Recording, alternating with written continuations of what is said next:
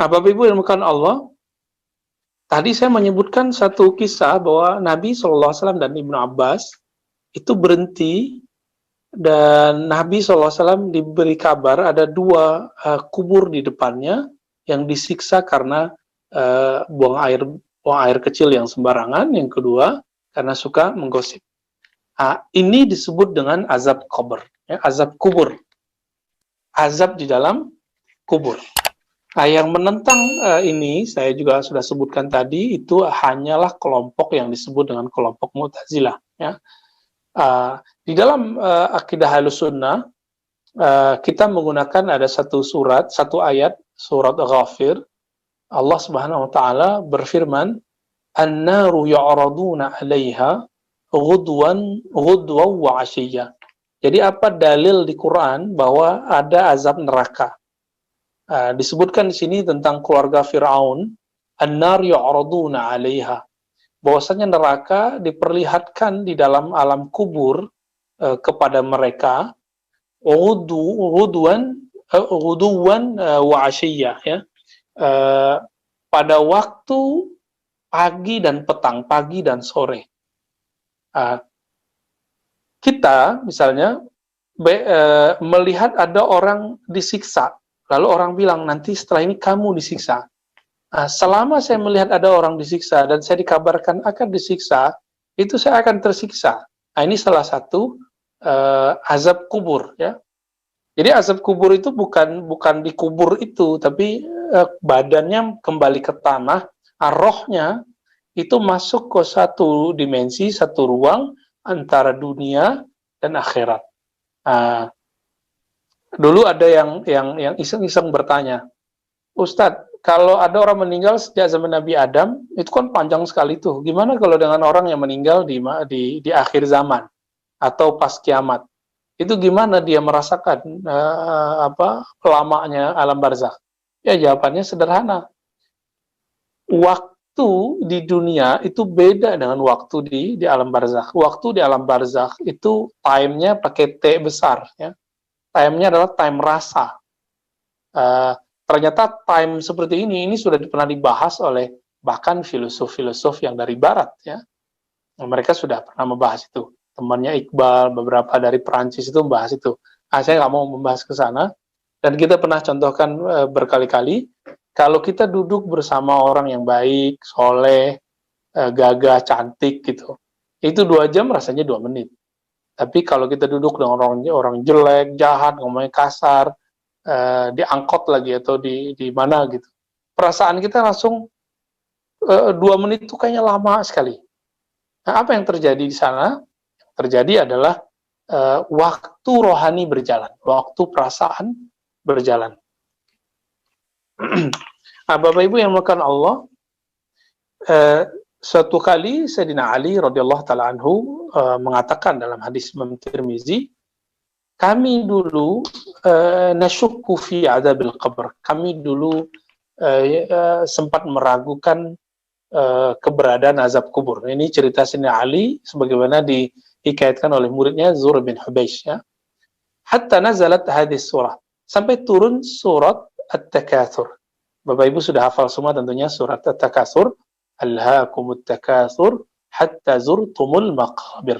Apa kata Allah? Kalian asik dalam mencari dunia, bermegah-megah dengan dunia, dan jujur saja kita memang sibuk dengan itu. Baik itu dia orang yang beragama, tidak beragama, ustadz, tidak ustadz, dai, tidak dai. Kadang-kadang sibuk dengan takatsur. Takatsur ini ada 2, memperbanyak materi dan imateri. Materi Bapak Ibu sudah tahu, rumah bagus-bagus, mobil, kalau ataupun jenisnya, ya.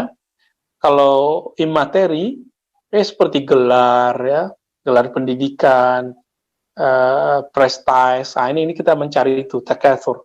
Hatta zurtumul maqabir, sehingga kamu masuk ke alam kuburan. Lalu di ayat ketiga ini dikatakan kalla saufa ta'lamun, sekali-kali tidak, ya. Tidak seperti yang kamu bayangkan, begitu kata Allah. Saufa ta'lamun, justru kamu akan mengetahuinya. Apa kata Sayyidina Ali? Yakni fil kubur, kamu akan mengetahui di alam kubur. Jadi ayat ini bagi Sayyidina Ali adalah salah satu dalil adanya azab kubur atau nikmat kubur. Lalu Abu Hurairah radhiyallahu taala anhu itu pernah berbicara ke muridnya. Apa kata beliau? Atadruna fi man nazala hadhil ayah. Jadi ada surat Thaha, silakan dicek nanti ya, ayat 124, surat 20 124 itu menyebutkan fa inna lahu ma'isyatan dongka. Jadi waman a'radaan, siapa yang berpaling dari zikir Rahman, dari mengingat Allah Subhanahu wa taala, fa inna lahu ma'isyatan dongka. Maka bagi orang ini ada kehidupan yang dongka. Apa itu dongka? Dongka artinya dhaiqan fil qabr. Kehidupan yang sempit di alam kubur. Abu Hurairah mengatakan, atadruna mal ma'isyah ad-donk.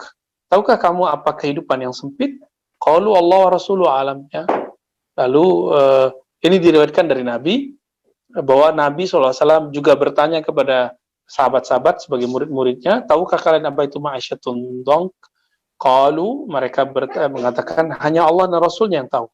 Lalu Nabi SAW mengatakan, azabul kafir fil qabr. Azab terhadap orang kafir di dalam kubur. Ya. Walladzi nafsi biyadihi innahu la yusallitu alaihi tis'ata wa tis'una tinninan atadrun ma tinnin tis'a wa tis'una hayya. Ya. Nanti, jadi cerita kalau kita pernah dengar nih, ada ular di kubur, itu bukan mitos. Ya. Tapi itu ular juga bukan ular fisik, itu ular gaib. Ular yang ada di alam barzakh. Apa kata Nabi? Demi zatku yang ada dalam kekuasaannya, nanti orang-orang kafir itu akan dibelenggu, akan diikat oleh 99 tinin. Lalu Nabi mengatakan, apa itu tinin? Tinin adalah hayyah, yaitu seperti ular. Ya.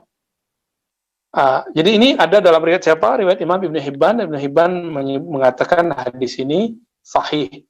Lalu ditahqiq oleh Syekh Al-Arnaud dan mengatakan hadis ini hasan.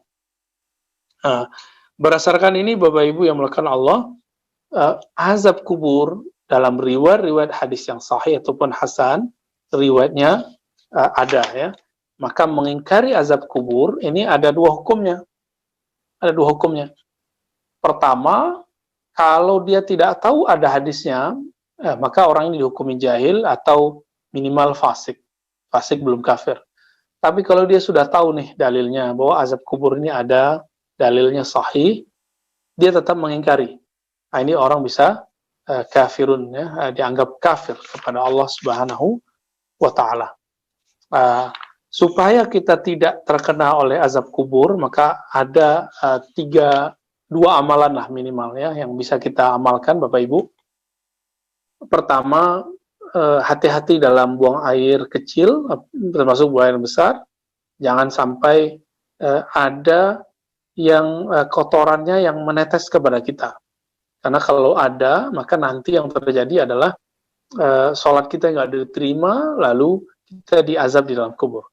Yang kedua, perbanyaklah baca doa, Allahumma a'udzubika min fitnatil qabri wa azabin nar. Aku berlindung kepada Allah Subhanahu wa taala dari siksaan, pertanyaan-pertanyaan berat dalam kubur dan siksa dalam api neraka. Ya. Bahkan Nabi SAW mengajarkan Abu Hurairah, ada tambahannya, min fitnatil mahya wal mamat, dari kekacauan hidup dan mati. Antara hidup dan mati ada kekacauan yang disebut sakaratul maut, min fitnati masih dajjal, dan kekacauan yang disebutkan oleh dajjal. Ya. Dan yang menakutkan tadi yang saya ceritakan, ini bagian akhir yang mau saya sampaikan, Bapak Ibu, bahwa setiap orang di alam kubur, jika dia disiksa, maka yang terjadi adalah suaranya itu terdengar oleh semua makhluk kecuali jin dan manusia. Nah, ini yang paling menakutkan. Oleh karena itu, Imam Taus meriwayatkan dari sahabat Nabi bahwa orang mukmin dan munafik ditanya di dalam kubur. Mukmin ditanya selama 7 hari, munafik ditanya selama 40 hari. Ini Imam Taus. Imam Taus ini bertemu sekitar 70 sahabiyan. Bertemu sekitar 70 sahabat Nabi. Dan mereka mengatakan orang mukmin ditanya selama 7 hari, munafik ditanya 40 hari. Jadi kalau ada orang bertanya, dari manakah datangnya ritual, doa, yasinan, zikir selama 7 dan 40 hari?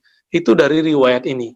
Jadi bukan dari Hindu, bukan dari Buddha, bukan dari NU ataupun Muhammadiyah. Itu memang datangnya dari riwayat-riwayat hadis Nabi Shallallahu Alaihi Wasallam. Jadi saya agak merasa aneh saja ketika ada beberapa dai, ustadz bahkan itu mengatakan bahwa ini bagian dari ajaran Hindu. Coba tanya sama teman kita yang orang Hindu, apa memang ada ritual selama 7 hari, 4 hari, apalagi baca Yasin gitu. Maka ini tidak masuk kepada tasyabbuh, menyerupai orang-orang musyrik ya, nggak masuk.